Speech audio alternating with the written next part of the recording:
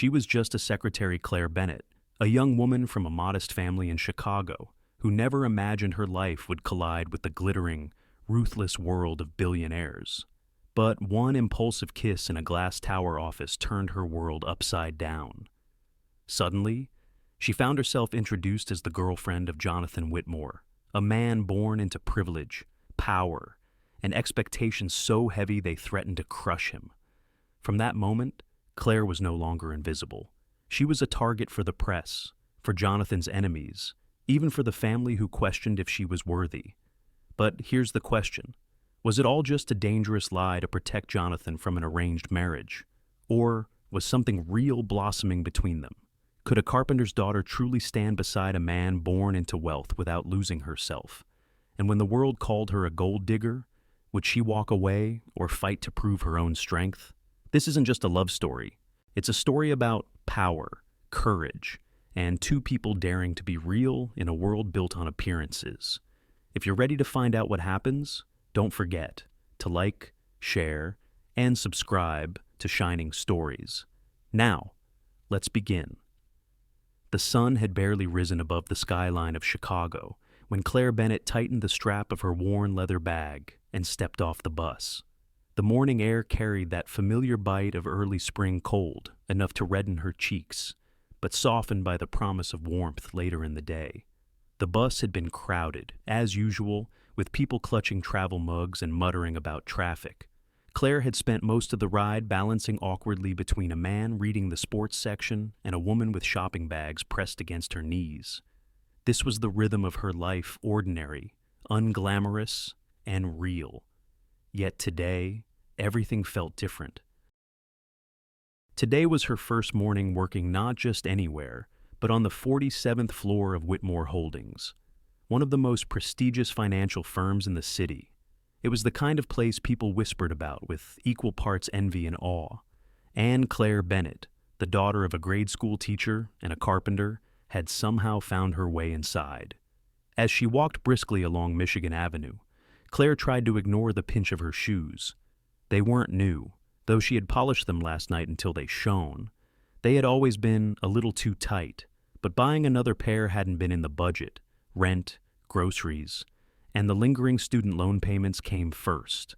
That was the life she knew: careful, measured, and modest.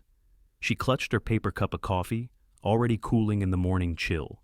It was weak, the kind that tasted more like warm water with a suggestion of beans than the rich brew she longed for. But it was what she could afford, and she wasn't the type to complain. Instead, she smiled to herself, thinking, maybe one day I'll buy the $5 lattes without guilt. The glass tower of Whitmore Holdings rose into the sky, reflecting the pale dawn like a mirror. As she approached, Claire felt the familiar knot of nerves tighten in her stomach. She had worked hard to get here, balancing late nights at community college with part-time jobs, pushing herself beyond exhaustion to earn her MBA. Yet, walking into that building, she couldn't silence the whisper of doubt that always lingered. Do I really belong here inside the marble lobby? The world seemed to shift. Everything gleamed: the polished floors, the brass fixtures, even the uniforms of the security guards. People moved with purpose, heels clicking, suits pressed sharp enough to cut. Claire smoothed her skirt and straightened her blazer, silently reminding herself not to fidget. The elevator ride was long and silent, filled with strangers who avoided each other's eyes, scrolling through their phones. When the bell chimed at the 47th floor, Claire stepped out into a corridor lined with glass walls and modern art that probably cost more than her parents' house. The air smelled faintly of leather and cologne. Her desk waited near the corner office, the office that belonged to Jonathan Whitmore himself. Everyone in the city knew his name. He was young for a CEO, only mid-30s, but already a legend in business circles. Forbes had called him the face of the new American elite. Claire had seen his photo enough times to know he was handsome in that untouchable way of men born into power. But to her, he was something else: her boss. Claire set her bag down and tried to steady her breathing. She thought of her father's rough hands, calloused from years of carpentry, pressing a $20 bill into her palm when she left home for graduate school.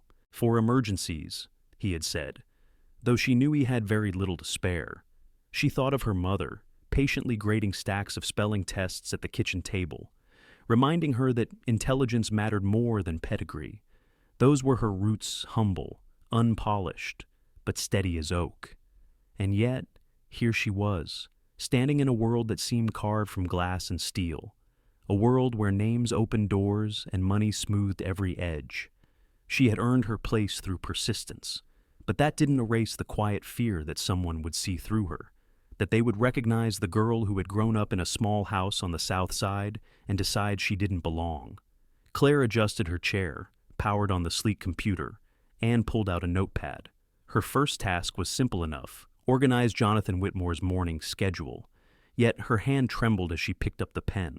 She couldn't help wondering what kind of man he was beyond the headlines. Cold, arrogant, or something else entirely.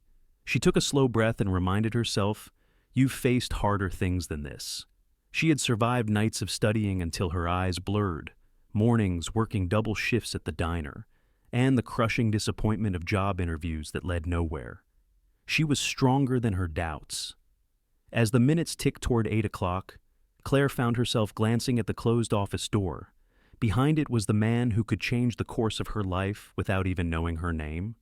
She didn't need his approval, she told herself. She only needed to do her job well. But a small voice inside whispered the truth. One day in this office could alter everything. The sound of footsteps echoed in the hall, sharp and deliberate. Claire straightened in her chair, her heart racing. This was it, the new beginning she had dreamed of, feared, and fought for. She was ready, or at least, she had to be. And as the office door swung open, the story truly began. Jonathan Whitmore stood at the wide window of his office, the glass stretching from floor to ceiling, offering a commanding view of downtown Chicago. From this height, the city looked orderly, almost miniature lines of traffic crawling along, office lights flickering on, one by one as the day began. To most people, this was a view of success.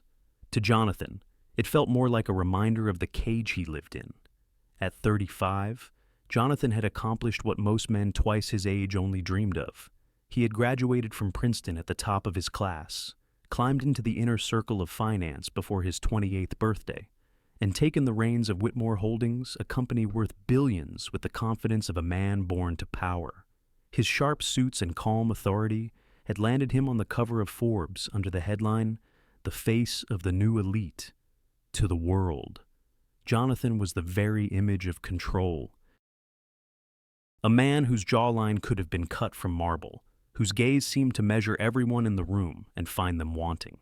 He carried himself with an air of detachment, as if nothing could surprise him and nothing could touch him. Investors trusted him. Competitors feared him. Women pursued him. But the image was just that, an image. Behind the glass tower walls, Jonathan felt the pressure pressing in on him from every angle. His father, Charles Whitmore, had made it clear just last night over brandy in the study, the Hale merger is the only logical move. Marry Victoria, and you secure not just the company's future, but your own. Jonathan had stared into the amber liquid swirling in his glass, feeling the weight of those words settle on him like chains. It wasn't a suggestion. It was an order. His father didn't deal in the currency of feelings. He dealt in assets, liabilities, and leverage. To Charles Whitmore, Jonathan was an heir and an instrument, not a son. Jonathan's mother might have softened the blow. She had always known how to reach past Charles's hard edges, to remind him that life was about more than deals and acquisitions. But she had been gone for nearly 15 years, taken by an illness that money couldn't fight. Jonathan remembered her only in fragments now, the sound of her laughter while she played piano, the way her hand rested gently on his shoulder when he was a boy. Without her, the Whitmore household had grown colder than the marble floors it was built on. There was only one person who seemed to see Jonathan as more than a corporate figurehead: his grandmother, Margaret Whitmore. At 78, she remained formidable, sharp-eyed, and deeply invested in both the company and her grandson. As the matriarch who still held a significant portion of the shares, her opinion carried weight. She demanded excellence, but unlike Charles, she wanted Jonathan to find meaning beyond quarterly earnings. "You're strong, Jonathan," she had told him once, her hand warm and firm around his. "But strength without heart is brittle. Don't let this life make you brittle." He had carried those words with him, though he rarely showed it. To everyone else, he was steel. To his grandmother, he tried to be more. Jonathan turned from the window now, running a hand through his neatly combed dark hair. His desk was already piled with folders, reports, and a phone that never seemed to stop buzzing. His assistant had organized his schedule to the minute meetings, calls, and an obligatory luncheon with board members. Efficiency was the currency of this floor, yet even surrounded by the trappings of success, he felt the gnawing emptiness. What was it all for? Another deal? Another headline? Another notch on the belt of Whitmore Holdings? He had the wealth, the power, the reputation, but he had no freedom. Freedom, what a ridiculous word for a man like him. To the outside world, Jonathan could do anything he wanted. He could buy the penthouse, the yacht, the private island. He could dine with senators and celebrities. But in truth, every move he made was scrutinized, weighed, and tied back to the family name. And now, the family demanded he marry a woman he did not love. Victoria Hale was beautiful, undeniably so. She was polished, articulate, and the daughter of a Texas oil magnate who had been circling the Whitmores for years, eager to consolidate their empires. On paper, she was perfect. In reality, she was a stranger. Worse than that, she was a partner in a transaction. Jonathan could already see the headlines: Whitmore and Hale, a union of power. He clenched his jaw, frustration simmering beneath his calm exterior. Was this to be his life? A contract masquerading as a marriage, a merger disguised as love. He could already imagine the hollow dinners, the staged photographs, the empty words spoken for the sake of appearances. For a moment, Jonathan closed his eyes and let himself imagine something different, an ordinary evening with someone who looked at him not as a CEO, but simply as a man, someone who didn't measure his worth in stock options or headlines, someone who might laugh with him, argue with him, and remind him that he was still human. But such thoughts felt like weakness. His father had drilled that lesson into him from childhood. Weakness is unacceptable. Desire is a distraction. Family comes first. A knock at the door pulled him back into the present. His new secretary was settling in, outside what was her name again, Claire Bennett. He hadn't met her yet, but he would soon enough. Another face, another name, another moving part in the endless machinery of his life. Jonathan straightened his tie and squared his shoulders, slipping the mask back on. To the world, he was Jonathan Whitmore, untouchable titan of finance. To himself, he was just a man caught between duty and the faint, dangerous hope that somewhere, somehow, there was more. And as the door opened, the path he never expected was about to begin. Claire Bennett adjusted the stack of folders in her arms as she stood outside the heavy glass doors of Jonathan Whitmore's office. Her heels pinched with every step she'd taken across the marble lobby, and now her toes throbbed. Though she forced her face to remain calm, she had rehearsed this moment in her mind since she was offered the position. Her first encounter with the man himself, the infamous CEO whose name adorned the building. She took a steadying breath. Professional, polite, precise. That was the mantra she'd repeated during the bus ride, over her watery coffee, and again as she rode the elevator up to the 40th floor. Inside, Jonathan Whitmore paced the length of his office like a man preparing for battle. His phone buzzed again. Another message from his father, flashing across the screen.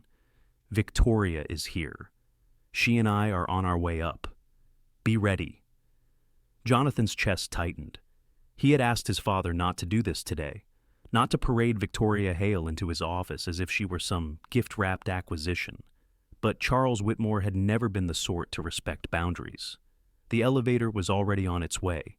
Jonathan muttered under his breath, his usually steady composure cracking. He ran a hand through his dark hair, loosening it from its perfect part. His mind raced. He needed a way out, someone to derail this charade. That was when the door opened. Claire stepped in, folders clutched to her chest, her eyes wide at the sight of him. He was taller than she expected, the broad cut of his navy suit making him look impossibly commanding.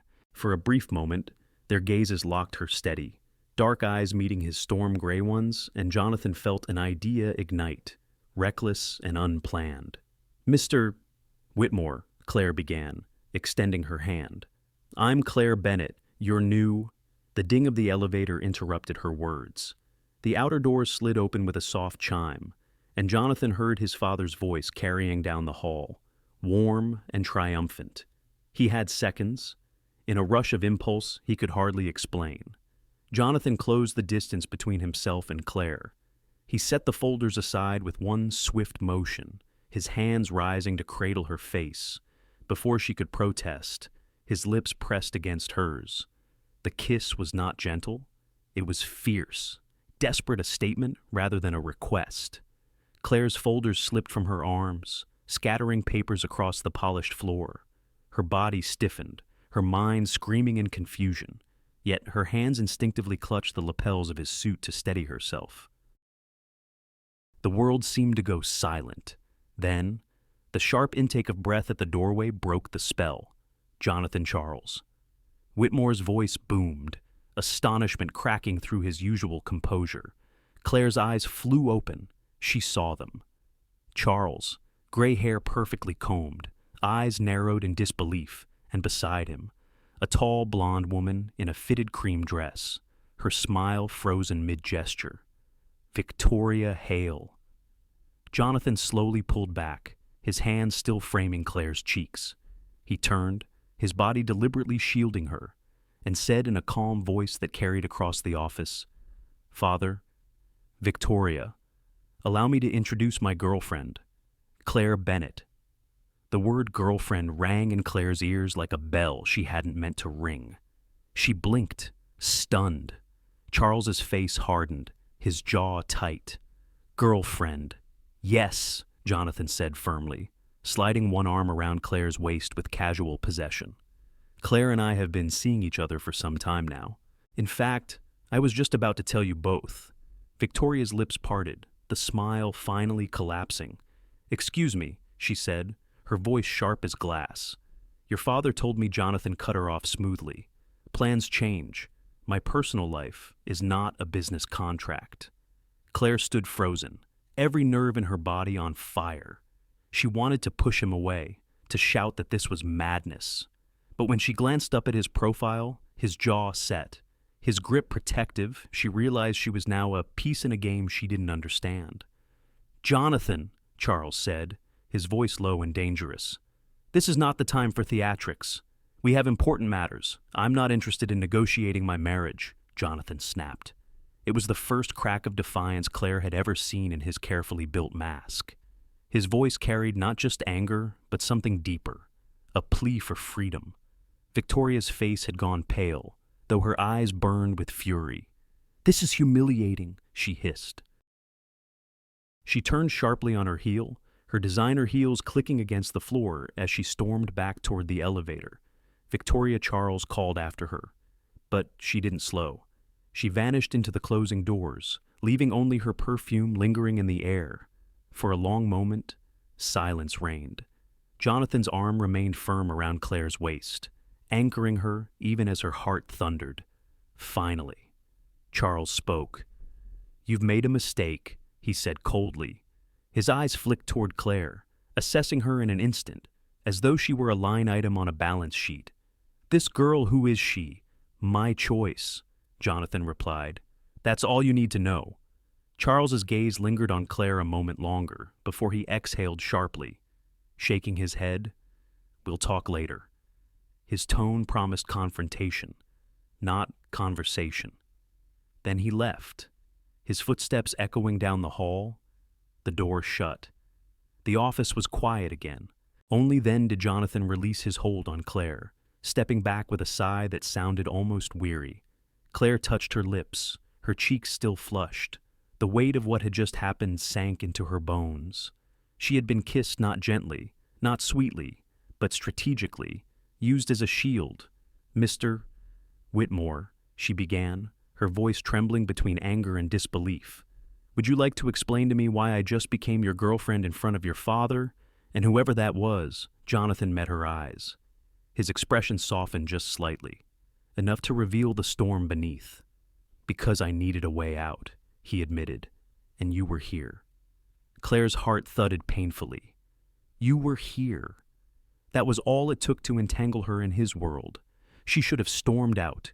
She should have told him off, told him she would not be a pawn in his family's empire.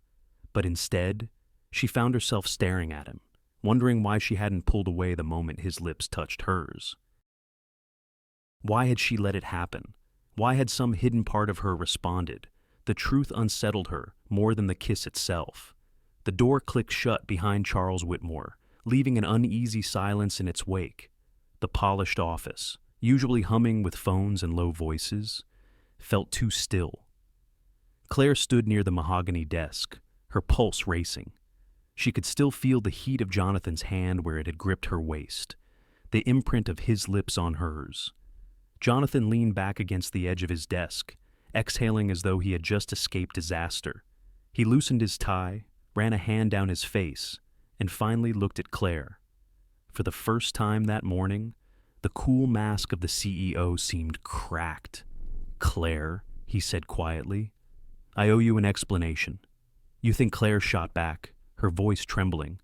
She bent to scoop up the folders she had dropped, papers scattered across the gleaming floor.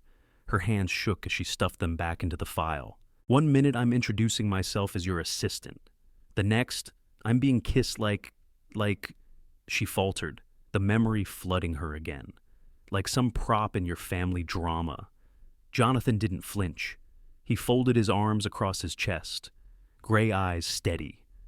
"You're right. It was reckless. But it was the only way. The only way to what." Claire snapped, rising to her feet. "To humiliate me in front of your father? To turn me into a shield against your fiancée?" "She's not my fiancée." His voice was sharp now, cutting through the air. "She's my father's choice, not mine." Claire's anger wavered, but only slightly. "So, you thought dragging me into this circus was better?" "Jonathan, I just started this job. I need this job. I can't be your pawn." Jonathan pushed off the desk, stepping closer. His presence was overwhelming, but his voice softened. "Claire, listen. My father has been trying to force me into a marriage with Victoria Hale for months. He thinks it's the perfect merger, Hale oil money, Whitmore finance power. But I don't want her. I never have. Today, when he showed up with her, I panicked. If I didn't do something, he would have announced an engagement right there in my office. And your brilliant solution was to kiss me." Claire's tone dripped with disbelief. "Yes," Jonathan admitted, without hesitation. His honesty startled her. "It was rash, but it worked. For the first time in years, I saw doubt in my father's eyes. He can't push me into Victoria if he believes I'm already committed to someone else." Claire blinked. "You're saying you want me to pretend, to play along with this?" Jonathan nodded, his gaze steady. "Yes, just for a while. Until I can convince my father and the board that I'm serious about my own choices." Claire's stomach knotted, the absurdity of it pressed down on her. Yet so did the weight of his words. She had grown up hearing stories of men like Jonathan, powerful, ruthless, untouchable. And yet here he was, asking for her help like a drowning man clinging to driftwood. Still, indignation flared. "Do you realize what you're asking? My reputation, my career, they could be destroyed. People will say, I only got this job because I'm your girlfriend. They'll whisper behind my back. They'll think I'm using you." Jonathan stepped even closer, lowering his voice. "They'll think what they want, but you and I will know the truth. And I promise you, Claire, I will protect you. If anyone questions your integrity, I'll shut it down. I wouldn't let you take the fall for this." Her eyes narrowed. "Why me? You could have invented a girlfriend, hired someone, anyone. Why drag me into this? He hesitated, searching her face. Because you didn't flinch. When you walked in, you looked me in the eye. Do you know how rare that is in this building? People treat me like I'm a machine. You reminded me I was still human. And when the moment came, I trusted you. Claire's chest tightened despite herself. His words pierced deeper than she wanted them to. She crossed her arms, trying to shield herself. You don't even know me. Then let me, he said simply. Silence stretched. Claire's mind spun. Every instinct screamed that this was dangerous. She had spent her life avoiding drama, working hard to carve out a place for herself in a world that didn't hand out opportunities to girls like her. She couldn't afford to gamble her dignity for the sake of a man who already had everything. And yet, curiosity tugged at her. Why had he looked so desperate? Why had his kiss reckless, though it was felt less like a performance and more like a plea? She heard her mother's voice in her mind, gentle but firm, Claire. You were raised to stand tall, no matter who's in the room. Don't let anyone write your story for you. Her father's voice followed, steady and grounding. Sometimes, you have to use the wood you're given, even if it's rough. Shape it into something strong. Jonathan was asking her to help shape his story. But at what cost to hers? I don't like lies, Claire said finally, her voice quieter now. They always catch up with people, and I don't want to be part of some rich man's cover story. Jonathan studied her, then nodded. I understand. I won't force you. If you walk out right now, I'll find another way. Claire hesitated, her heart pulling in two directions toward safety and toward the unknown. She thought of the bus rides, the cramped apartment, the years of scraping by. She thought of Jonathan's steel-gray eyes when he admitted he trusted her. Against her better judgment, a part of her wanted to see where this would go. Just one thing, she said, lifting her chin. If I agree, there are rules. Clear rules, separate lives outside of this performance. No confusing boundaries. Jonathan allowed the faintest smile. Deal. But as he extended his hand, Claire hesitated before taking it. Because even as her fingers touched his, she knew nothing about this arrangement would stay simple. The rest of the day passed in a blur for Claire. She moved through her tasks, answering calls, organizing schedules, filing reports, but her mind remained tangled in the morning's chaos. Every time she glanced at Jonathan's office door, her pulse quickened. She was no longer just his secretary. She was his supposed girlfriend, thrust into a performance she had never auditioned for. As the sun dipped low, casting long amber streaks across the office, Jonathan finally emerged. He carried his phone in one hand, his expression unusually thoughtful. Claire braced herself, sensing that another complication was about to arrive. Claire, he said gently, almost cautiously, we need to talk. Her heart sank. That sounds ominous. He gave a faint smile, though it didn't reach his eyes. My grandmother has invited us to her estate this weekend. Us, Claire repeated, her stomach tightening. Yes, she heard about you. He met her gaze squarely. And she wants to meet you. Claire's breath caught. Meet me, Jonathan. She's your grandmother, not some casual dinner guest. What am I supposed to say to her? I barely know you. I don't know your favorite color, let alone the kind of things couples are supposed to know. Jonathan slipped his hands into his pockets, his posture tense. Margaret Whitmore is not an easy woman to fool. She's sharp, sharper than my father even. But she's also the one person in this family whose opinion matters most to me. If she believes in us, my father will back down. Claire sank into her chair, pressing her palms against her temples. This is insane. I should walk away before it gets worse. But you won't, Jonathan said softly. Her head snapped up. And why do you sound so sure? Because you're curious, he replied. I saw it in your eyes today. You want to see how this plays out as much as I do. Claire hated that he was right. Beneath her fear was a restless spark of intrigue. A part of her wanted to see this through not for the money, not even for Jonathan, but for herself. for the chance to step into a world so far removed from the cramped apartment and weak coffee she had grown used to. Still, anxiety gnawed at her. If she sees through me, Jonathan, I lose everything. My job, my dignity, everything I worked for. He leaned closer, his voice steady. Then we won't let that happen. We'll prepare. I'll tell you everything you need to know. My favorite color, my worst habits, the stories from my childhood. You'll know me better than anyone by the time we arrive. Claire frowned. You make it sound easy. It won't be easy, he admitted. But I trust you. Claire, and I need you to trust me. Just a little. The sincerity in his tone unsettled her, more than his kiss had. He wasn't bargaining like a CEO now. He was asking like a man.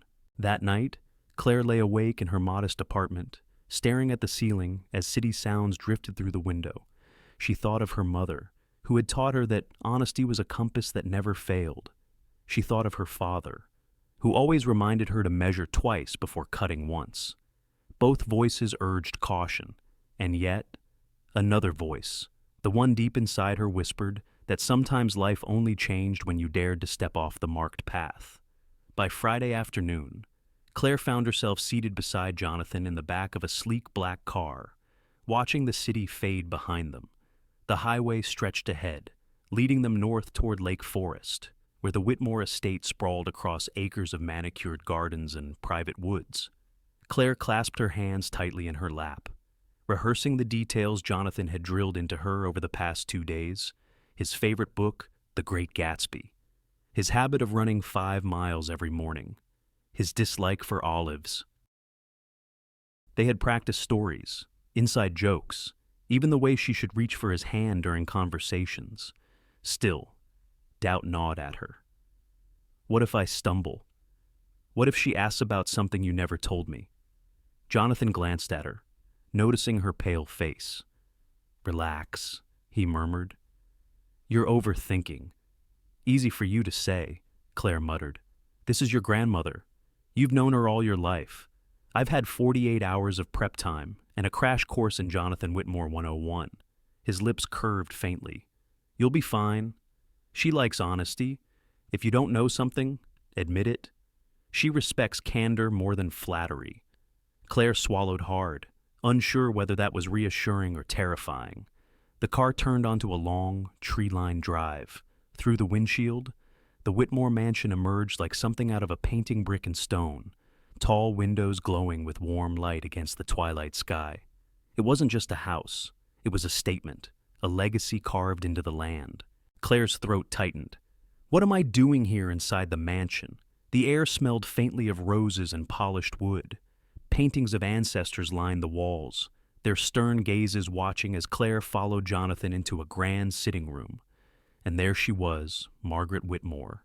At 78, she carried herself with more authority than people half her age.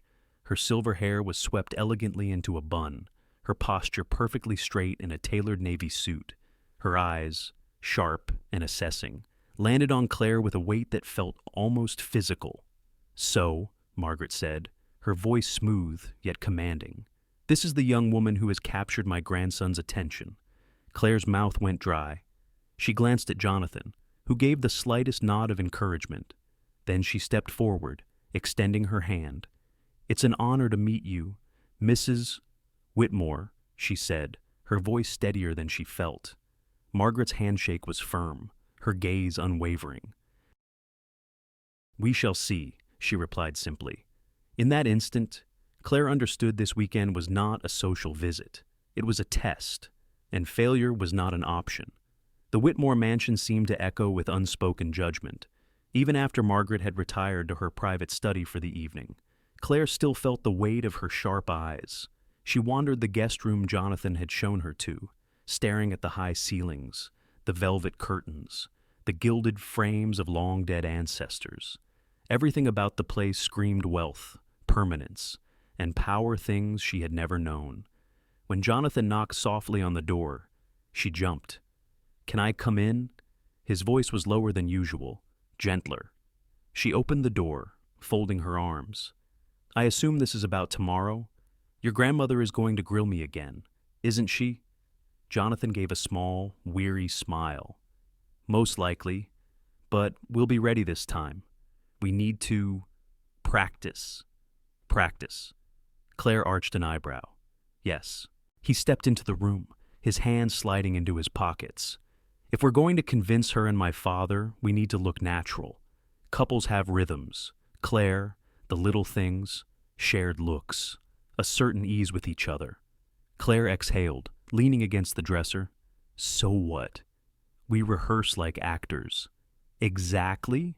His tone was serious, though his eyes flickered with amusement.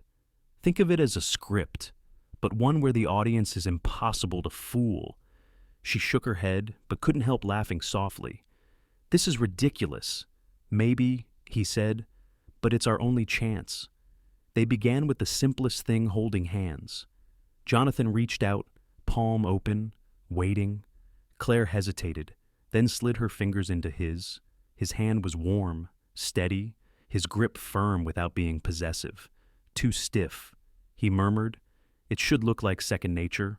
"Well, forgive me if I don't make a habit of holding hands with my boss," she retorted. A faint smile tugged at his lips. "Fair point. Let's try again. This time." She let her hand rest more loosely in his. When she glanced up, their eyes met, and something unspoken lingered in the space between them. She quickly looked away. "Better," he said softly. Next came the way he should call her by affectionate names. Jonathan cleared his throat, looking oddly uncomfortable. "Darling." Claire blinked, then burst into laughter. "You sounded like a man reading from a bad play." His cheeks flushed ever so slightly, the first crack in his usual confidence. "It's not exactly my forte." "Clearly," she teased. "Try something less stiff. Say it like you mean it." He took a breath, then tried again. "Claire, sweetheart." The word came out low, almost tender. Her laughter died. For a moment, it sounded too real. She forced herself to look away, busying her hands with straightening a picture frame on the dresser. "That's better," she muttered. They practiced the way he would place a hand on the small of her back as they walked into a room, the way she would lean toward him during a conversation, the subtle glance they would share as if sharing a secret no one else knew. Each gesture felt absurd at first, but the longer they repeated them, the more natural they became. And somewhere in the repetition, Claire felt something stir inside her. It wasn't just performance anymore. It was the warmth of his hand, the sincerity in his gaze, the fleeting vulnerability she glimpsed beneath the polished surface. Later, when they finally sank into armchairs near the fireplace, Jonathan grew quiet.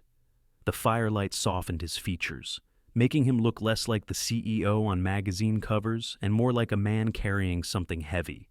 "You're better at this than I expected," he said, acting she asked.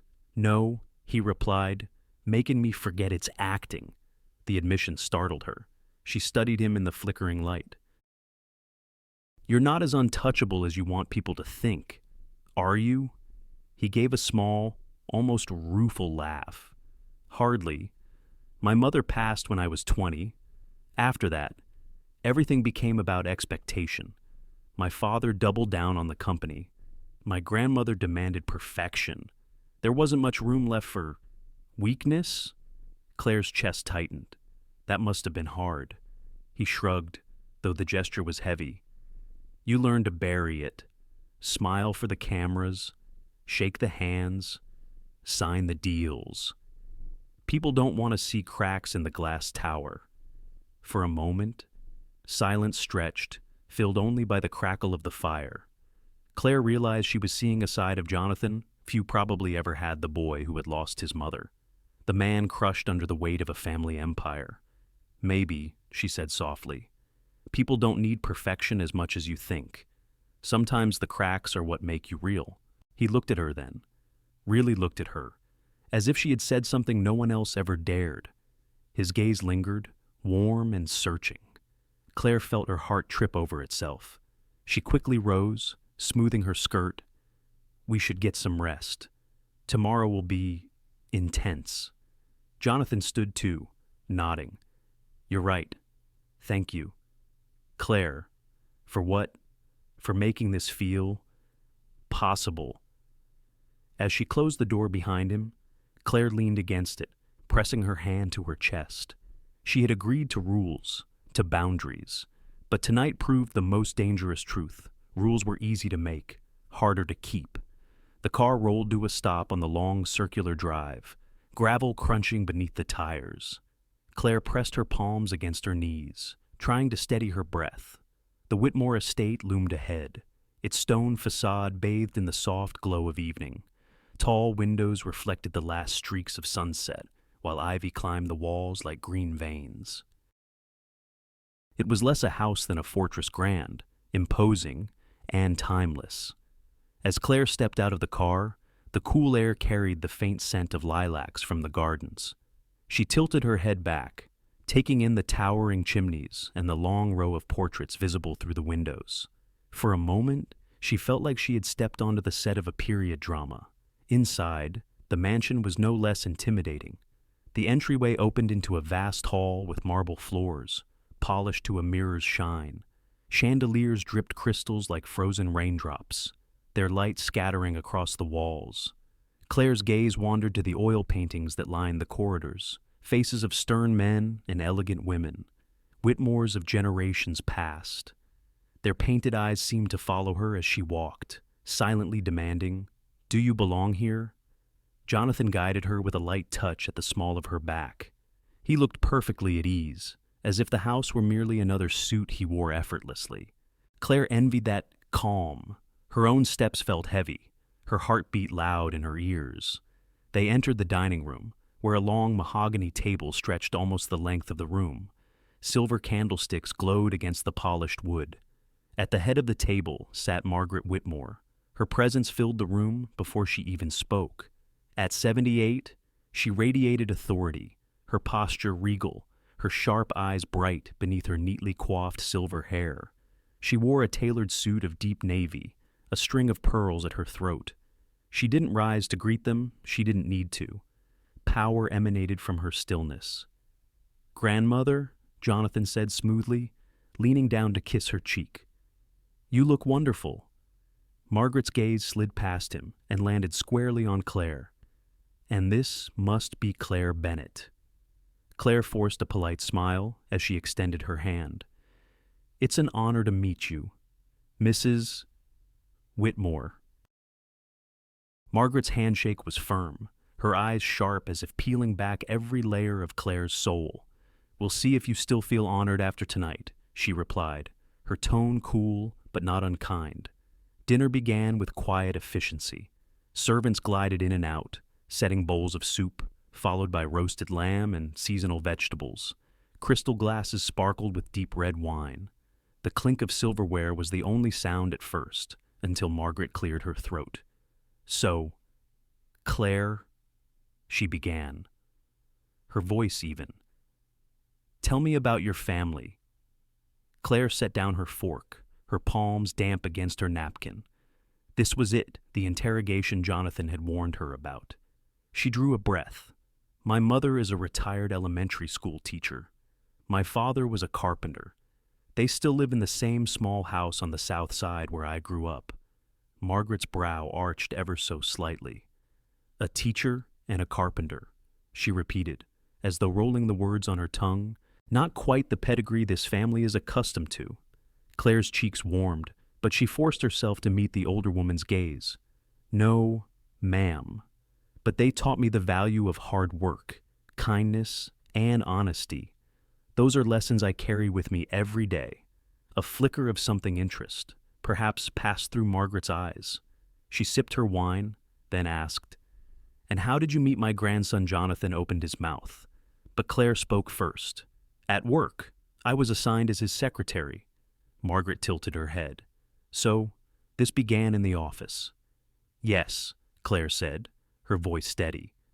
"Though not in the way you might think. I wasn't looking for opportunity. I was looking for a job. Jonathan happened to be part of it." Jonathan hid a smile behind his wineglass. Margaret pressed on. "And what do you want?" "Claire, truly, from life, From him? From yourself? The question hung heavy in the candlelight. Claire's first instinct was to give a safe answer, something polished. But Margaret's eyes demanded the truth. Claire set her hands in her lap and spoke slowly. I want to live a life I'm proud of, to work hard, to earn what I have, and to share it with people I love. I didn't grow up with wealth, but I grew up with values that mean more than money to me. I don't want Jonathan's fortune. Mrs. Whitmore, I want his respect. The room went quiet. Even the clink of silverware had stilled. For a heartbeat, Claire feared she had overstepped. Then Margaret's lips curved, just slightly. Not a smile of warmth, but one of acknowledgement. Respect, she murmured. That is rarer in this world than diamonds. Jonathan's eyes flickered toward Claire, a glint of admiration in them. He had expected her to hold her own, but not to win his grandmother's subtle approval so quickly. Margaret leaned back in her chair. Very well, Miss Bennett. You've answered honestly. I can respect that. The conversation shifted to safer topics: the economy, Jonathan's latest projects, Margaret's foundation work. But Claire's heart remained restless. Every word she had spoken had been weighed like currency. She had walked a tightrope between humility and strength, and somehow she hadn't fallen. When dessert was cleared and the candles burned lower, Margaret rose. You'll stay the weekend, of course. I expect we'll have much more to discuss. Claire managed a polite nod, though inside she felt her knees weaken. A weekend, 2 more days of this trial. As she followed Jonathan out of the dining room, he touched her arm lightly. You were incredible, he whispered. Claire shook her head. I was terrified. Exactly, he said with a small smile. And you didn't let it show. Her pulse quickened, though she told herself it was only relief.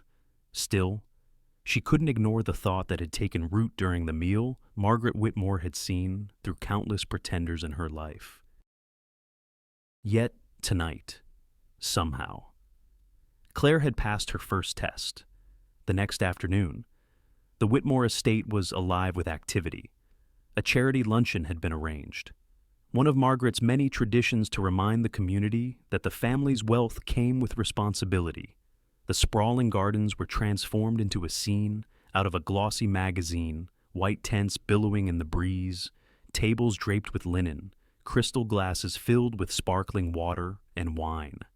Claire stood beside Jonathan, her hand tucked into the crook of his arm as they greeted guests. She wore a simple navy dress Jonathan had insisted on buying for her that morning.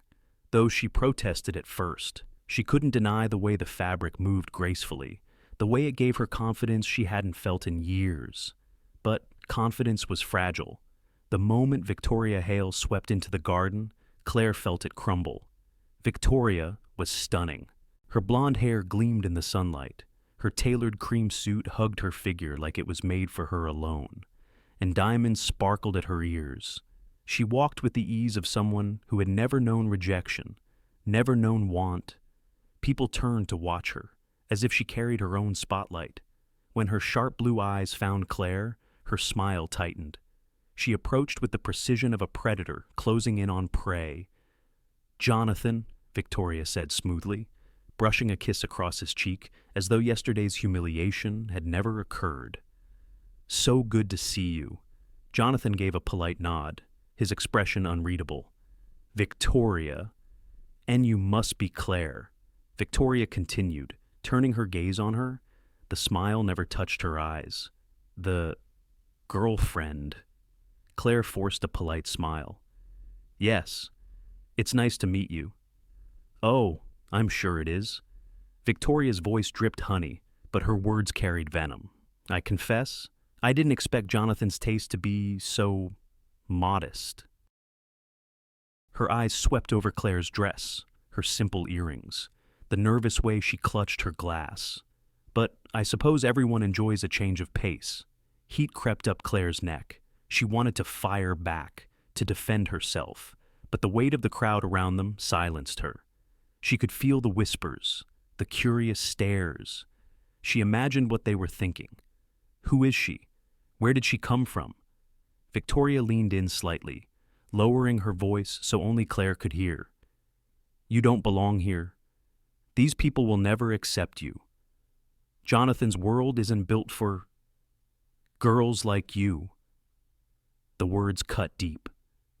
Claire's breath caught as images flashed through her mind, her parents' modest kitchen, her father's calloused hands, the tiny apartment she still lived in.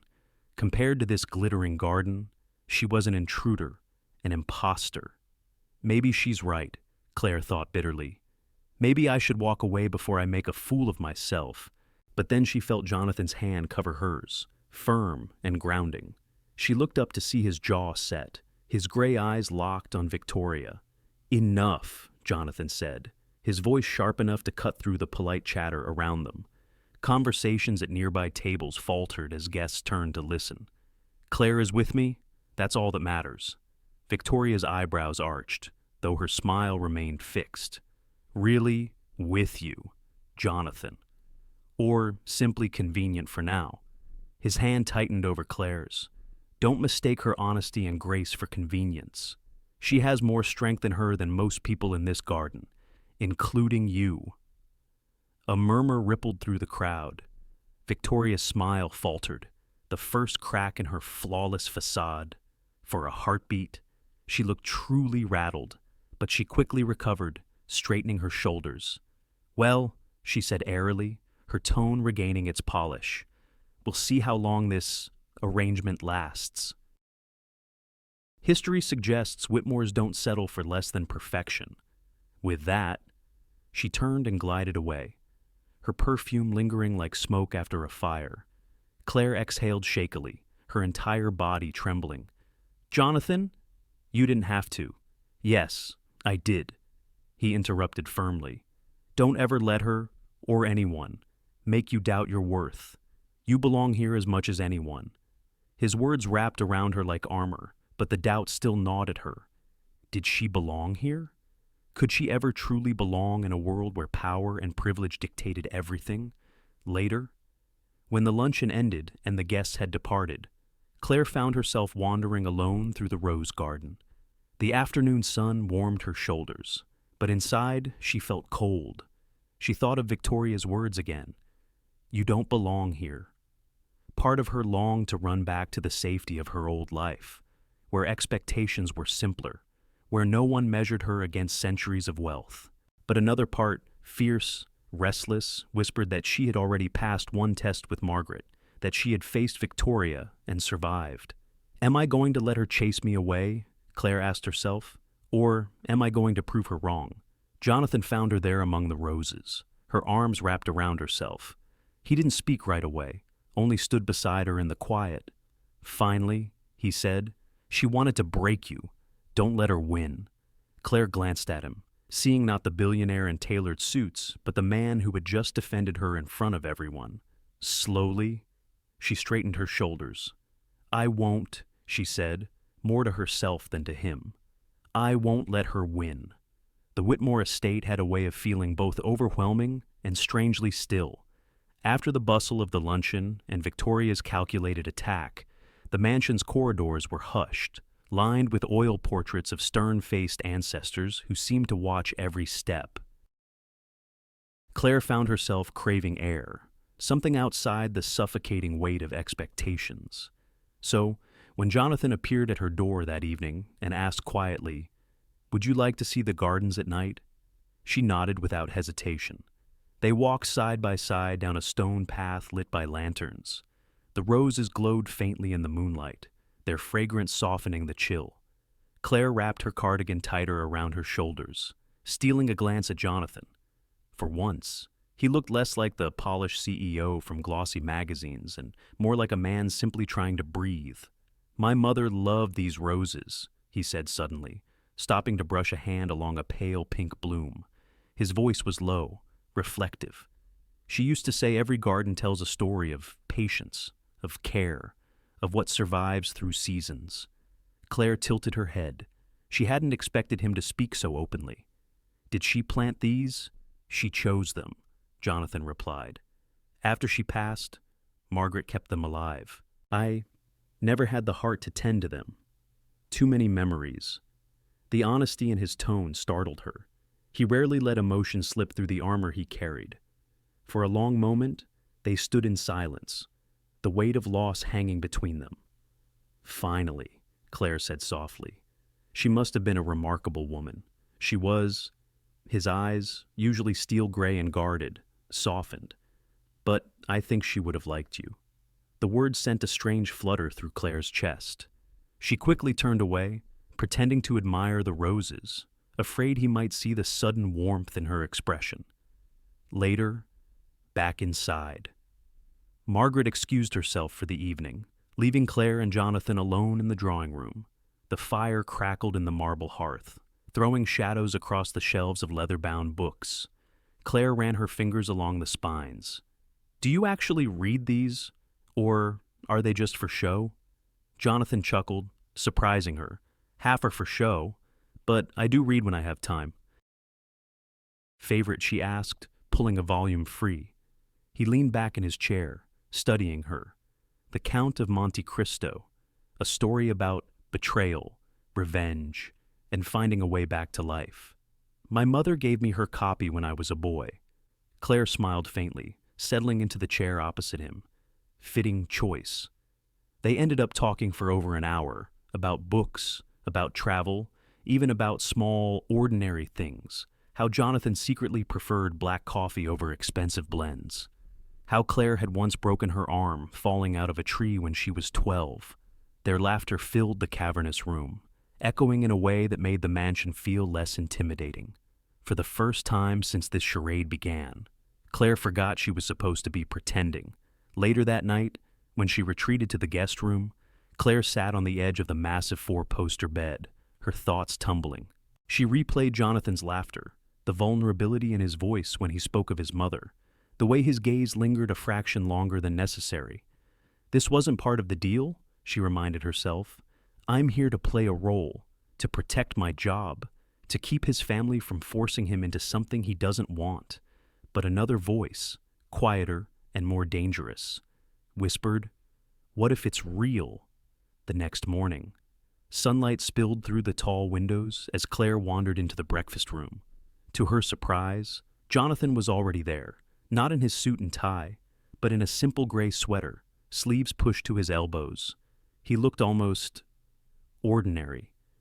"Morning," he said, sliding a plate toward her. "Margaret insists on fresh scones every morning. I figured I'd better beat her to the kitchen before she scolds me for working too much." Claire laughed softly, taking a seat.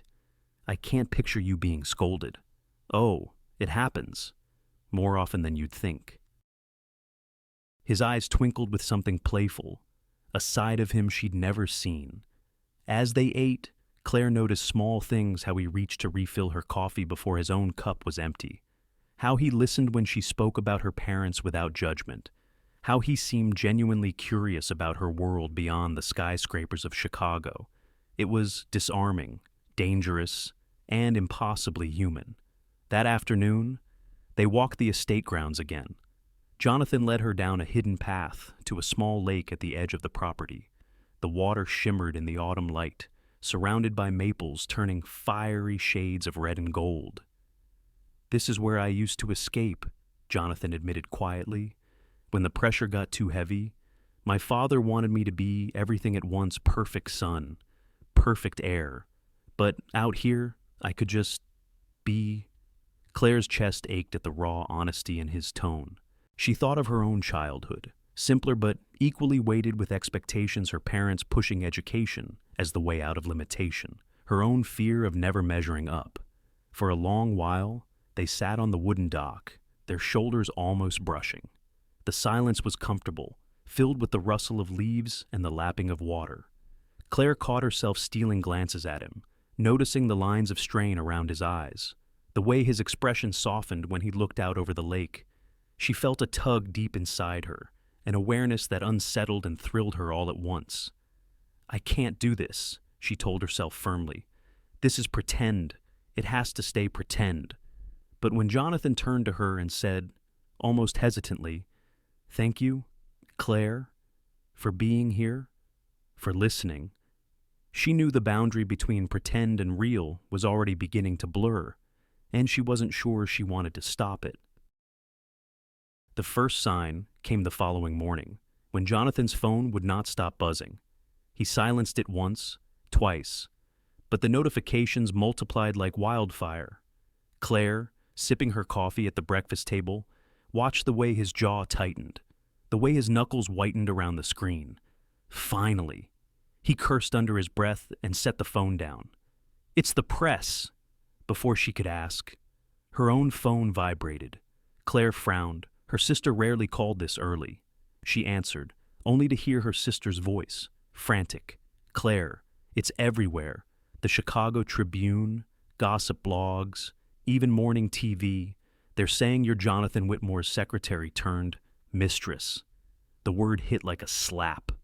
Claire's stomach dropped. What she whispered, her sister lowered her voice, but the pity was sharp. "They're calling you a gold digger. Claire."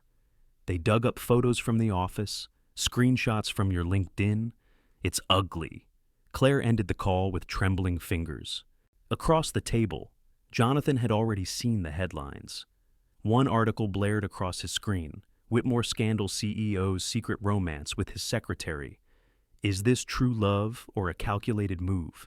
Attached was a photo of them leaving the estate together, his hand protectively at her back. Claire felt her throat close. This is Victoria." Jonathan's eyes darkened. "Of course it is. She couldn't get to me directly, so she went after you." Her chest ached as the weight of it sank in.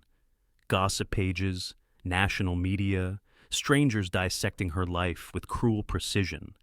Thief, opportunist, secretary turned lover, words she had never imagined tied to her name. "I can't do this," Claire whispered, her voice breaking. She stood abruptly, pushing back her chair. "I never asked for this. I never wanted Claire." Jonathan's voice was sharp, commanding. He rose and caught her arm gently but firmly.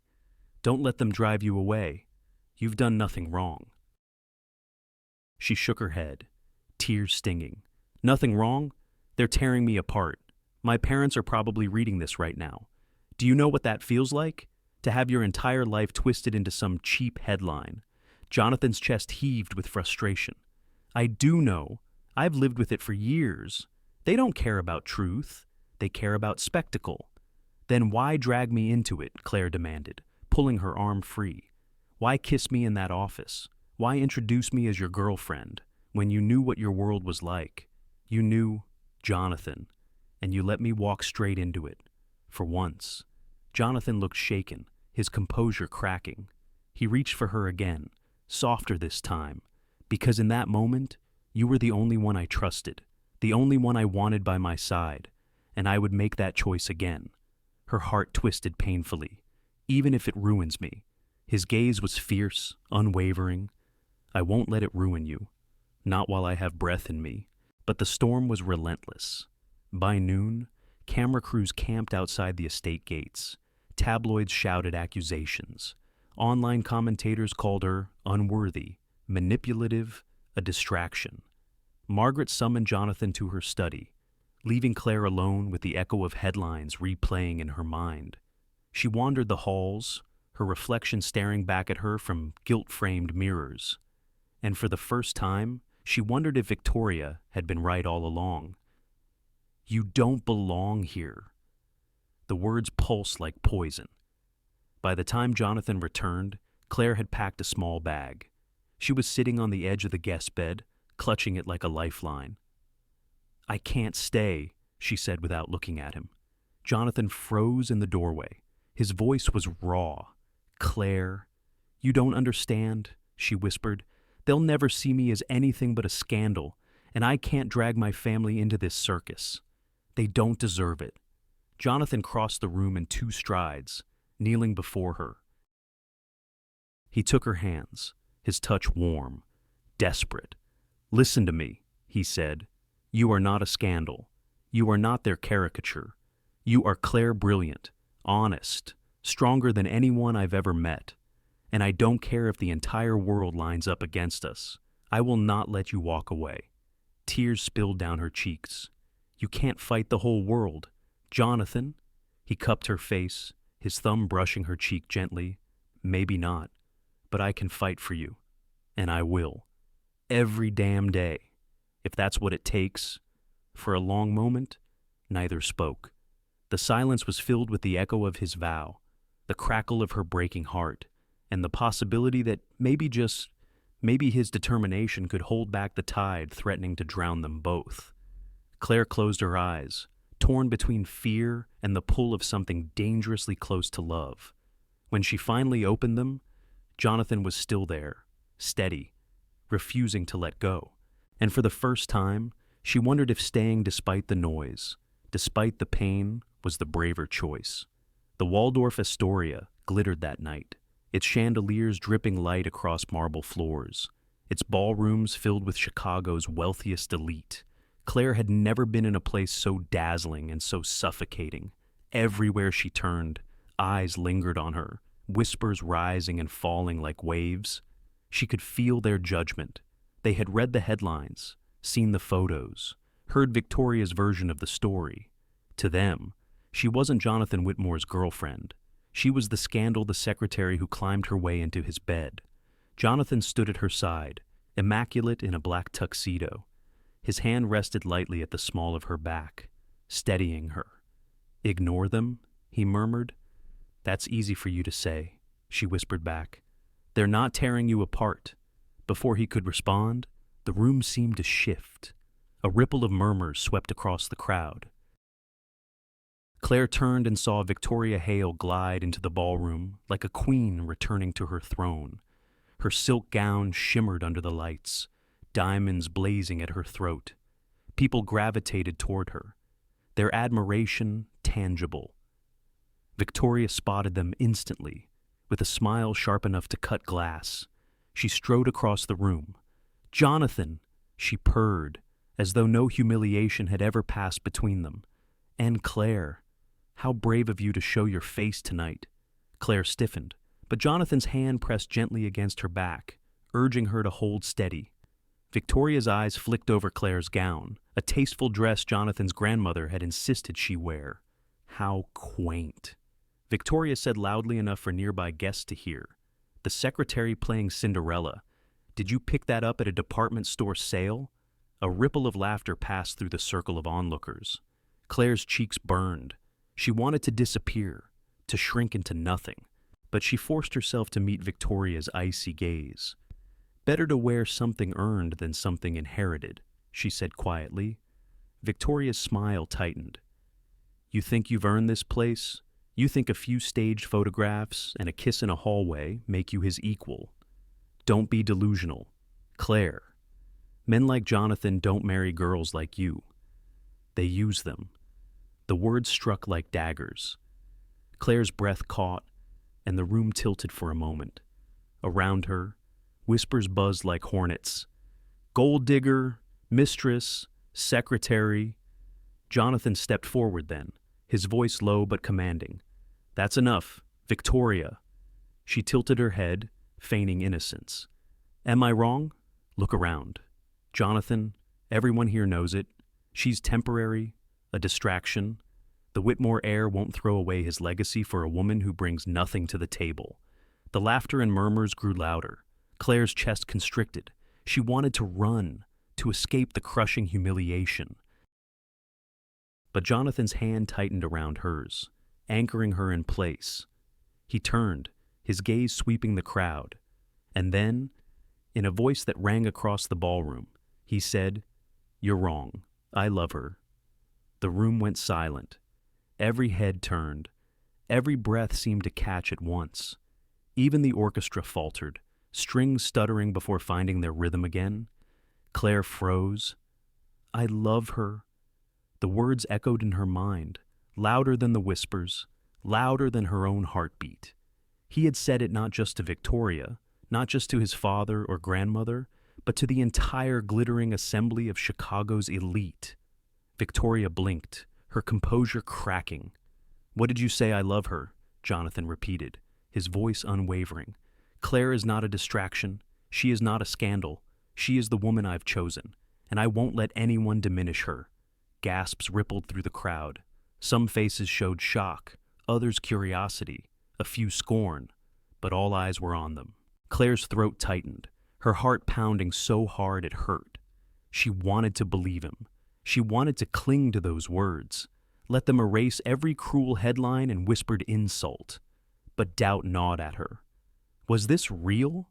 Or was it just another move in his endless game against his father, against Victoria, against the world that wanted to control him? Victoria's face hardened. This is pathetic. Jonathan, you'll regret this performance. It's not a performance, he said firmly. Then, softer, but still audible to those closest. Not anymore. Claire's knees weakened. She gripped his hand tighter, afraid she might collapse. She searched his face, looking for some sign, truth, or strategy. His eyes met hers, steady and earnest, but she couldn't read them. The crowd began to murmur again, conversations swelling, speculation sparking like wildfire. But Jonathan didn't let go of her hand. Instead, he guided her toward the center of the floor, away from Victoria's glare. "Dance with me," he whispered. She stared at him, her voice trembling. "Jonathan, what are you doing?" "What I should have done from the beginning," he replied, taking her hand and placing it against his chest, "showing them that you are mine, and that I am yours." The orchestra swelled, and before she could protest, he drew her into the rhythm of the waltz. The crowd circled them, eyes sharp, whispers relentless. Yet, for one fragile moment, it felt like the world had narrowed to just the two of them. Claire's heart was in turmoil. His words, his touch, the intensity in his gaze, it all felt too real. And that was the most terrifying part of all. Because if it was a lie, she was already in too deep. The Waldorf Astoria still shimmered in her memory long after the music stopped. Claire barely remembered how she and Jonathan had left the ballroom, how the car had carried them back to the mansion through the dark city streets. The night replayed in fragments Victoria's icy voice, the sting of laughter, and Jonathan's words echoing above it all. "I love her." She hardly slept. When dawn finally broke, pale light spilling through the heavy curtains of the guest room, she sat at the edge of the bed, her hands clasped tightly in her lap. The headlines must already be flying, she thought. Photographs of their dance, speculation about his declaration. To the world, it was a spectacle. To her, it was chaos. A soft knock at the door startled her. Claire. Jonathan's voice came quiet but steady. "May I come in?" She hesitated, then opened the door. He stood there in a crisp white shirt, sleeves rolled up, tie absent. His hair was slightly tousled, as though he hadn't slept much either. For the first time, he didn't look like the man from magazine covers. He looked simply human. "Can we talk?" he asked. Claire stepped aside, and he entered, moving to stand near the window. The early sunlight carved shadows across his face, highlighting the tension in his jaw. "I shouldn't have blindsided you last night," he began. His voice was low, almost apologetic. "But when Victoria humiliated you in front of everyone, I couldn't stay silent." The words just came out. "The words," Claire repeated, her throat tightening. "I love her?" He turned, meeting her gaze. "Yes." She folded her arms, as if bracing herself. "Jonathan? Do you even know what that means?" "Love isn't a strategy. It isn't something you use to win an argument." His expression flickered hurt, then resolve. It wasn't strategy, at least, not entirely. At first, maybe, this began as pretense, a shield against my father, a way to keep Victoria at bay. But somewhere along the way, the act stopped feeling like an act. Last night, I realized I wasn't pretending anymore. Claire's heart pounded, but she shook her head. "You can't expect me to believe that. You've spent your whole life playing roles. CEO, heir, perfect son. How am I supposed to know this isn't just another role? Another rebellion against your father's plan?" Jonathan stepped closer, his eyes steady on hers. "Because when I said it, Claire, it scared me. And nothing scares me. Not boardrooms, not billion-dollar deals, not my father's threats, but the thought of losing you of you walking away that terrifies me. Her breath caught, but she turned her face away, afraid of what his words stirred inside her. You don't even know me, not really. We've spent a few weeks together, most of it wrapped in lies.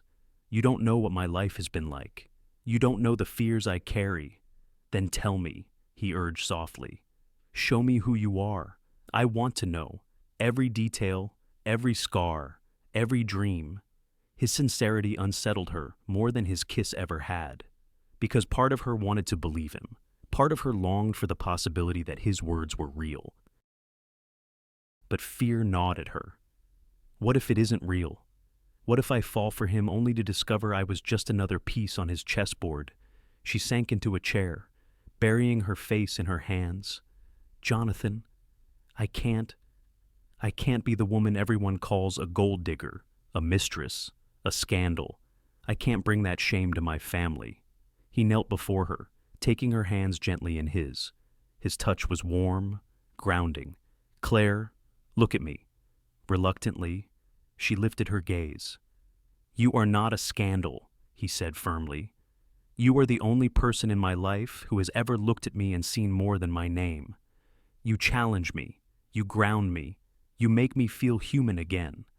That's not a game. That's love. Her eyes stung with tears. You make it sound so simple.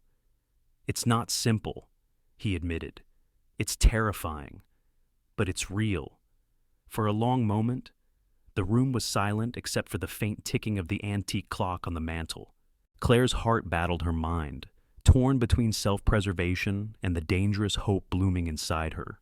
Finally, she pulled her hands free and stood, pacing toward the window. She stared out at the manicured gardens, the roses still glistening with dew. I need time, she said softly, to think, to breathe, to figure out if this is something I can survive. Jonathan rose slowly. Pain flickered across his face, but he nodded. Take the time you need. Just don't walk away completely. Please. She turned back to him, and in his eyes she saw no calculation, no mask, only a man stripped bare by vulnerability. It shook her more than any headline ever could. When he left the room, Claire pressed her hand against her chest, feeling the wild rhythm of her heartbeat. She whispered into the silence, half in fear, half in longing. Is this real and deep down? She already knew the answer, terrified her more than the question. The boardroom at Whitmore Holdings felt more like a battlefield than a meeting space. A long table of polished mahogany gleamed under recessed lights, lined with leather chairs occupied by some of the most powerful men and women in Chicago.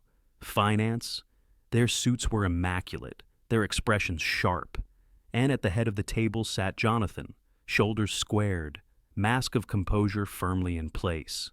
Claire sat just outside, waiting.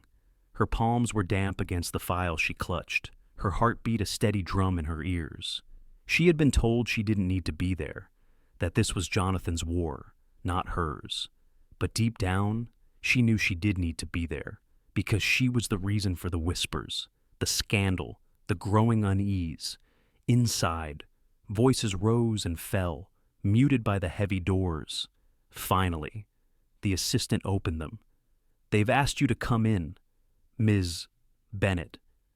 Claire drew a breath and stepped inside. The atmosphere shifted instantly. Dozens of eyes turned toward her, calculating, skeptical, some openly hostile. A few board members leaned back in their chairs, arms crossed as though already dismissing her. She felt their thoughts like daggers. The secretary, the distraction, the liability. Charles Whitmore sat near the end of the table, his expression carved from stone. His disapproval filled the room even before he spoke. Gentlemen, ladies, he said smoothly, this is the woman we are all concerned about. Claire's throat tightened, but she forced herself to stand tall. Jonathan rose, his voice calm but firm. Claire is here because I asked her to be. She deserves to speak for herself. Charles's lips thinned, then let her, for a moment, Silence pressed down on Claire like a weight. Every instinct told her to retreat, to let Jonathan handle it. But another voice rose within her, the same voice that had carried her through long nights of study, through rejection letters and second jobs, through every reminder that she wasn't born into privilege. She stepped forward, placing her file on the table. If you're worried I'm a liability, then allow me to show you I'm an asset. A few eyebrows arched. One of the older men chuckled under his breath, but no one stopped her. Claire opened the file, revealing charts and notes she had been compiling quietly over the past weeks. She clicked the small remote Jonathan had slipped her earlier, and the screen at the end of the room lit up with her presentation. I've been analyzing Whitmore Holdings' mid-market investment portfolio, she began, her voice steadier than she felt.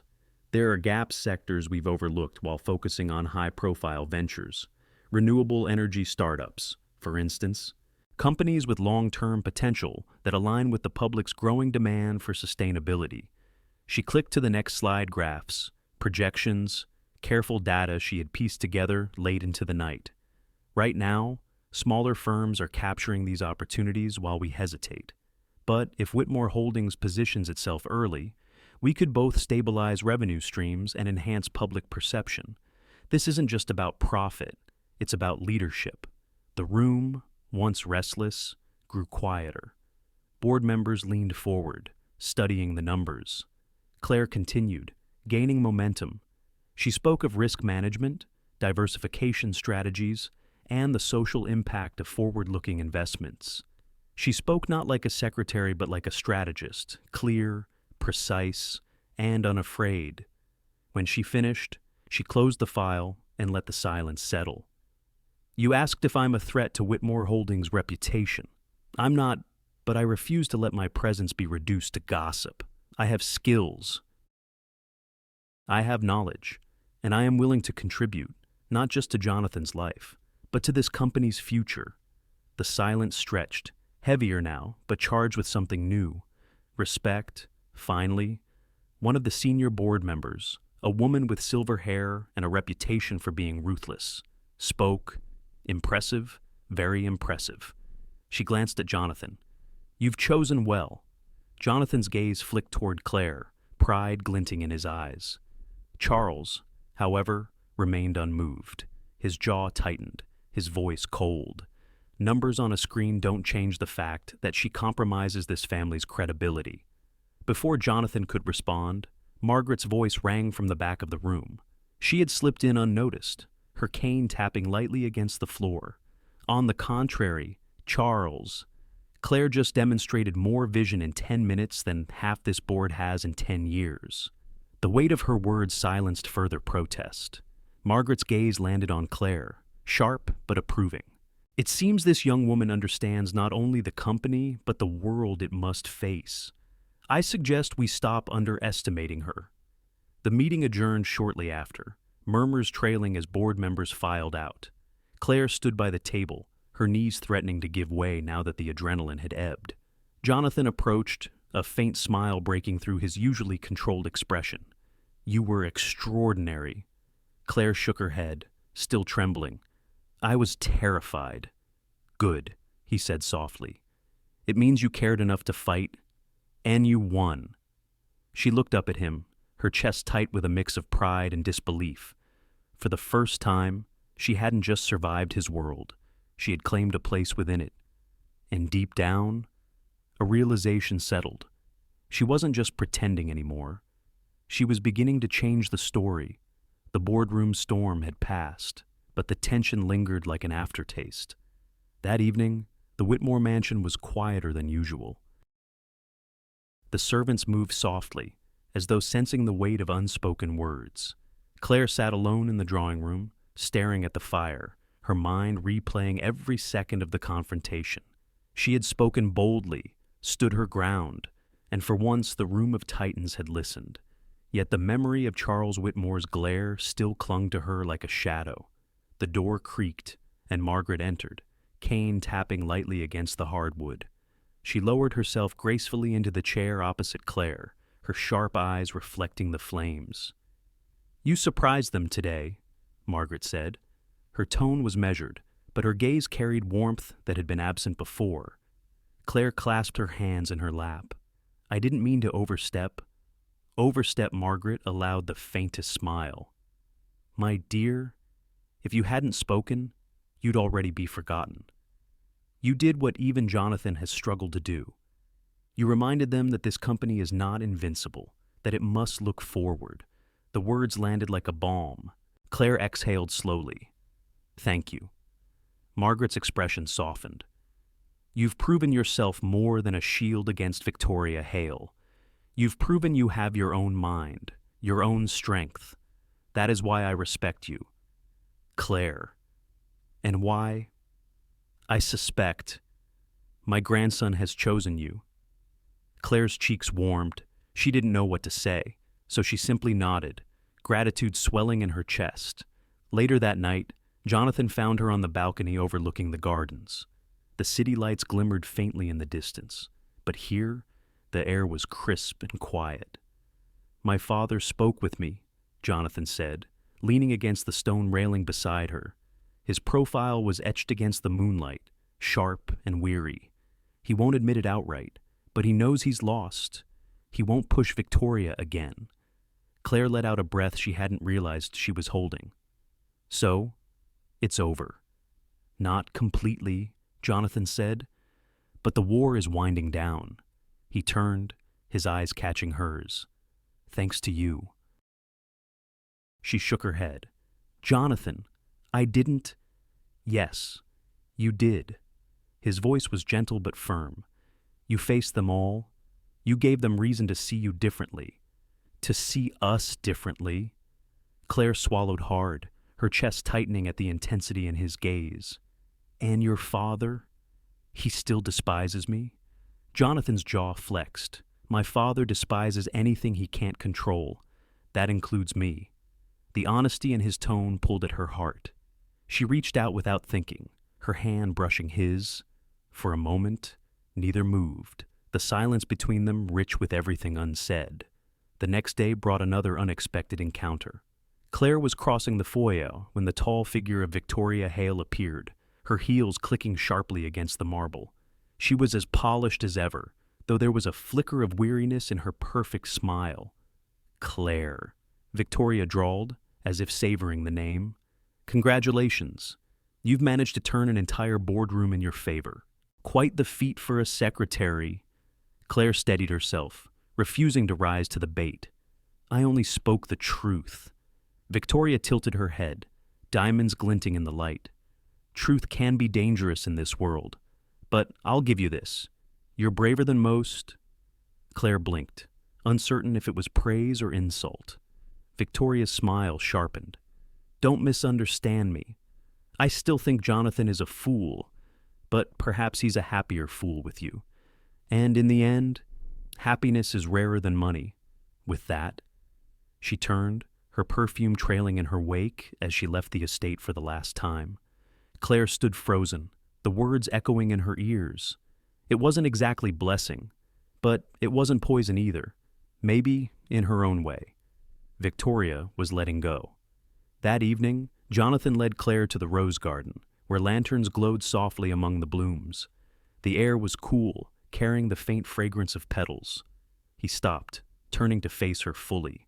No more pretending, he said quietly. Her heart leapt.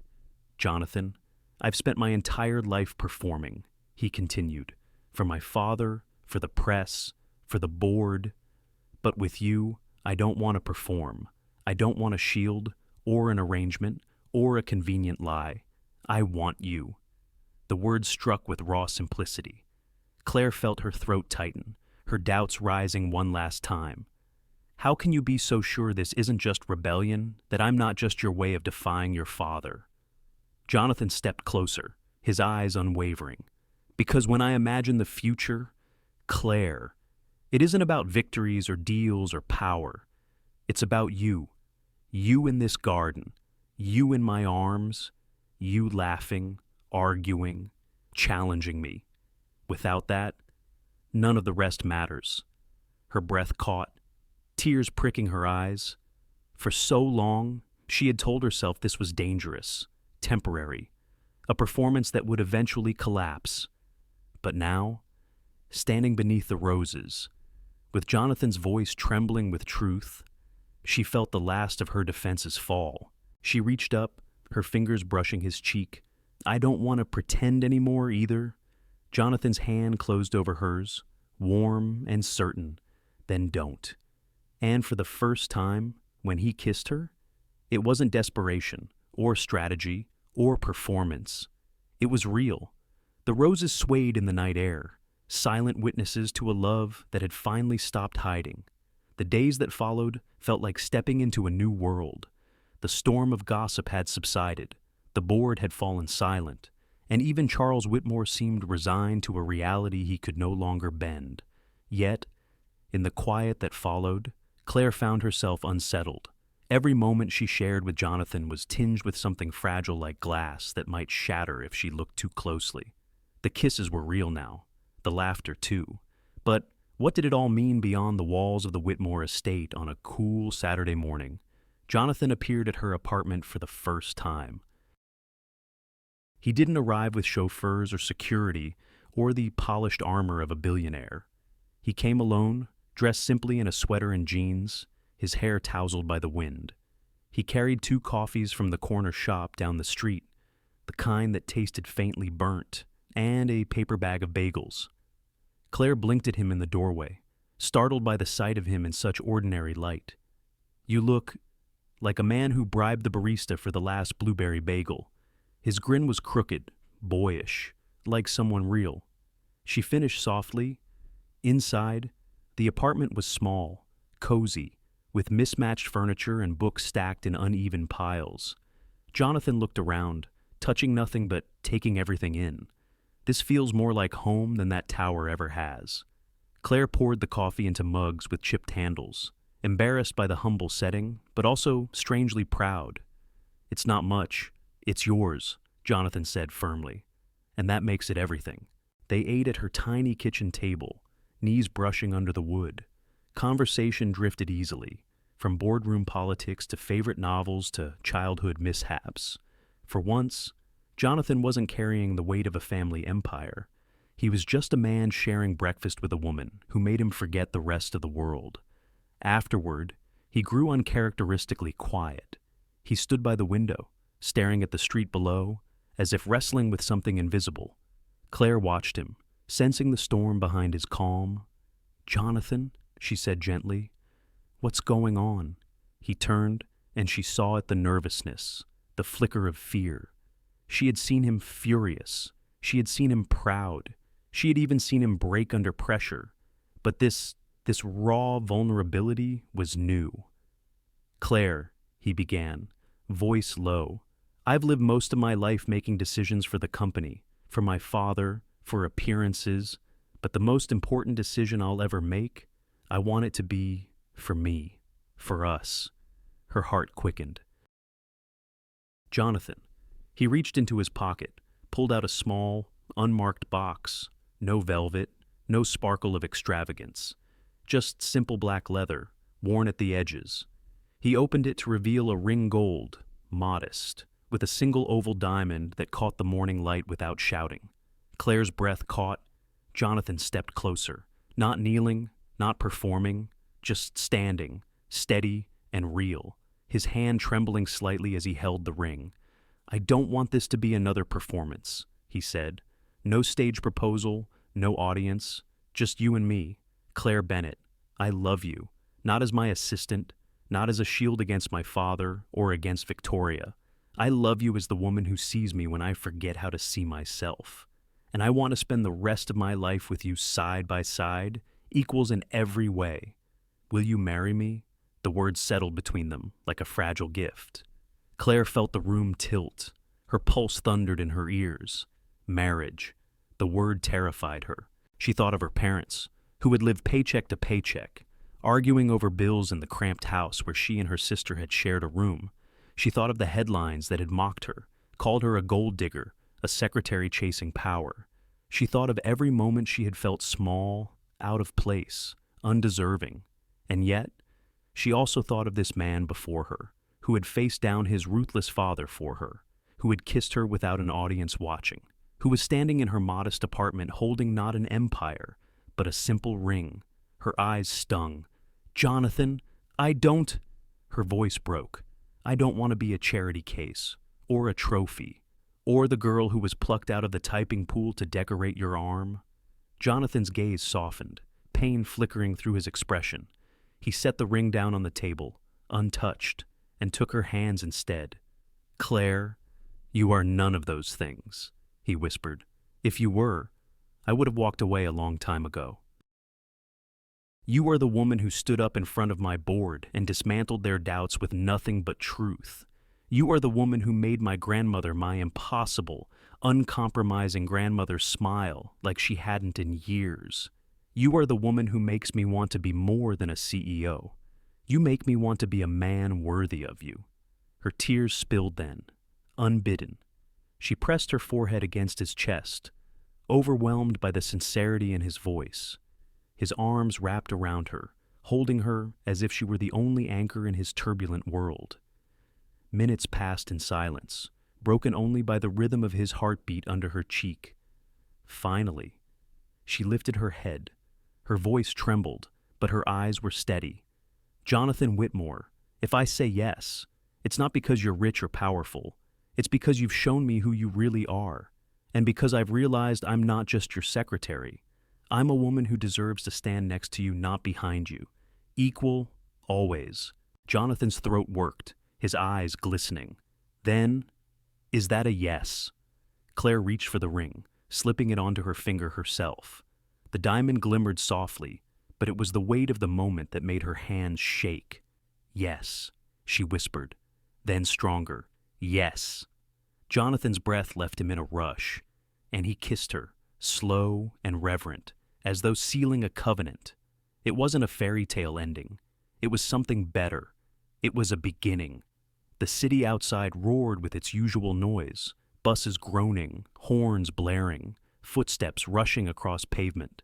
But in that little apartment, time seemed to pause. For the first time in either of their lives, everything felt exactly as it should. The city of Chicago hummed with its usual rhythm, trains rattling along the elevated tracks, taxis honking impatiently, the autumn wind stirring leaves across Michigan Avenue. But in a modest office tucked above a row of old brick storefronts, Claire Bennett Whitmore sat behind a desk that was entirely her own. The plaque on the door read, "Bennett Consulting Group." A year ago, she would have laughed at the thought. She had been a secretary then, carrying folders for other people's dreams. Now, she carried her own. The office wasn't grand 2 rooms, 3 employees, a coffee maker that sputtered more often than it brewed, but it was hers. Every client who walked through her door came not because of Jonathan's last name, but because of her reputation, her ideas, her results.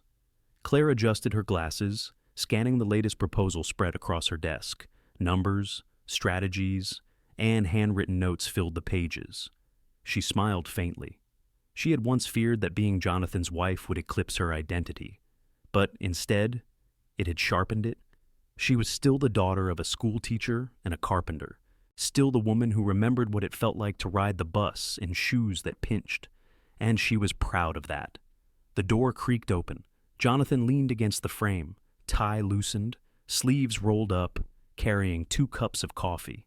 He looked nothing like the glossy Forbes cover from years past, and yet, to Claire, he had never looked more handsome. Working late again, he teased, says the man who just came from a board meeting that lasted 6 hours. She took the coffee gratefully, inhaling the scent, strong, not burnt. He always remembered her preference. Jonathan set his briefcase down and perched on the edge of her desk, careful not to disturb the papers. "How does it feel?" he asked. What feel? He gestured around the small office. "This, you, running your own company, changing the rules instead of following them?" Claire leaned back in her chair, letting the question sink in. "It feels right," she said finally. "Not easy, not glamorous, but real. And I think that's what I always wanted." Jonathan's smile softened. He reached for her hand, threading their fingers together. The gold band on his finger glinted in the lamplight, matching the one on hers. Their wedding had been small, a garden ceremony behind Margaret Whitmore's mansion, attended only by close family and a handful of friends. Margaret had worn a deep blue dress and delivered a toast that made everyone laugh and cry in equal measure. Even Charles had surprised them, raising his glass not in judgment, but in quiet approval. Your mother would have liked her, he had told Jonathan afterward, his voice rough with memory. Anne Victoria Hale. She had sent a card, simple, elegant, with 2 words written in her sharp hand: "Be happy." It was not forgiveness, but it was enough. Life since then had been far from perfect. Jonathan still faced relentless scrutiny from shareholders and the media. Claire still battled whispers of being the secretary who married up. But together, they weathered it. On nights when the weight grew too heavy, they walked along the lakefront, hand in hand, the skyline glittering above them. On mornings when exhaustion pressed in, they brewed coffee in mismatched mugs and reminded each other that ordinary moments were their greatest wealth. 1 year in, they were still learning, still stumbling, still choosing each other every day.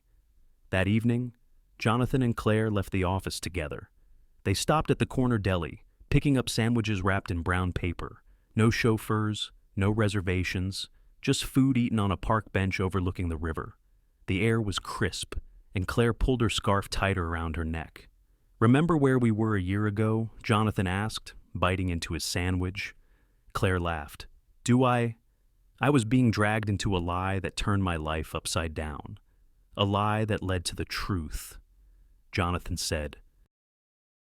She glanced at him, his profile lit by the glow of the street lamps, and felt the same pull she had felt that very first day in his office. The same spark. But now it was steadier, grounded in something far deeper. "You know what I've learned," Claire said quietly. "What's that?" "That love isn't about wealth or power, or the way things look from the outside. It's about this. 2 people daring to be real in a world obsessed with appearances." Jonathan set his sandwich down and cupped her face with his hands.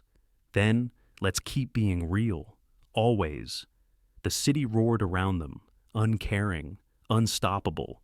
But in that small corner of the night, Jonathan and Claire existed in a world entirely their own, messy, imperfect, but profoundly true. Later, back at their apartment, Claire placed the sandwich wrappers in the trash and turned to find Jonathan watching her with that look, the one that made her feel seen in every way that mattered. "1 year down," he said softly. "A lifetime to go." Claire smiled, stepping into his arms. "And I wouldn't trade it for anything." As the lights of Chicago shimmered through their window, they held each other close, knowing that their story born from a single impulsive kiss had only just begun. Because the real beginning was not wealth or vows or rings. It was 2 people, flawed and human, choosing to face the world together. And in that choice, they had found everything, at its heart. This story reminds us that love is not about status, wealth, or appearances. It is about courage, honesty, and choosing each other every single day. Claire began her journey as a secretary, feeling small in a world of privilege and power. Yet, by standing firm in her values, she proved that true worth comes not from titles or possessions, but from character. Jonathan, raised under crushing expectations, discovered that strength is not measured in deals closed or fortunes earned, but in the willingness to be vulnerable, to admit fear, and to love without pretense. For all of us, especially those who have lived long enough to see the masks people wear. There is a reminder here: appearances may dazzle, but they rarely last.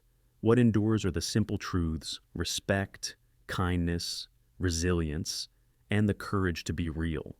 In a world obsessed with image, perhaps the bravest act is to let someone see you as you are, and to see them in return. Because when 2 people dare to do that, they don't just survive the storms of life, they grow stronger because of them. Thank you so much for spending your time with Shining Stories. If Claire and Jonathan's journey touched your heart, please take a moment to like this video, share it with a friend, and subscribe to our channel. Your support helps us bring more heartfelt stories to life. Until next time, stay inspired, stay true, and keep shining.